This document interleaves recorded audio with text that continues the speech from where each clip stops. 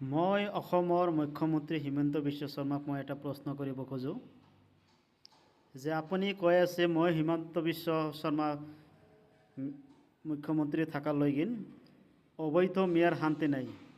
মোৰ ফালৰ পৰা প্ৰশ্ন, অবৈধ কাক কয় আৰু বৈধ মিয়া কাক কয়? অবৈধ মিয়া কোন আৰু বৈধ মিয়া কোন?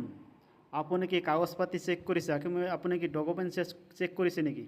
আপুনি কোনো কাগজ কোনো ডকুমেণ্ট চেক নকৰা কৰি আপুনি ডাইৰেক্ট কৈ আছে অবৈধ। বাংলা ভাষী হ'লেই অবৈধ হৈ গ'ল।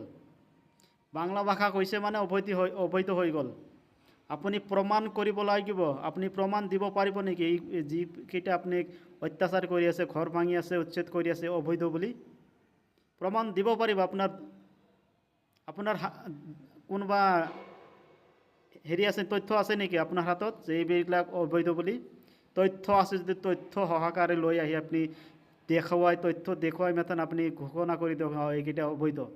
কিন্তু তথ্য নোহোৱাকৈ কোনো কাগজ পাতি নোচোৱাকৈ আপুনি ঘৰ ভাঙি দিছে, বুলডোজাৰ চলাইছে, কিবা কৰিছে আৰু কৈ আছে মিয়াৰ শান্তি নাই আৰু কৈ আছে মিয়াৰ লগত মোৰ যুঁজ চলি থাকে, মই মিয়াৰ লগত যুদ্ধ কৰিম। যুদ্ধ যদি কৰিব ইমান সাহস আছে, আপুনি পুলিচ প্ৰশাসন এৰি আপুনি মৈদানত আহক, ফিল্ডত আহক।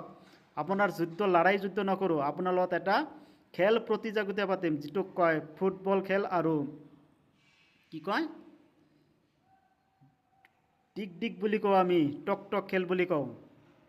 সেই খেলৰ প্ৰতিযোগিতা পাতিম আপোনাৰ লগত। সেই যুদ্ধত যদি আপুনি জয় হ'ব পাৰে তেতিয়া মানিম যে আপুনি হয় সঁচাই আপুনি মিয়াৰ লগত যুদ্ধ কৰাৰ সাহস আছে।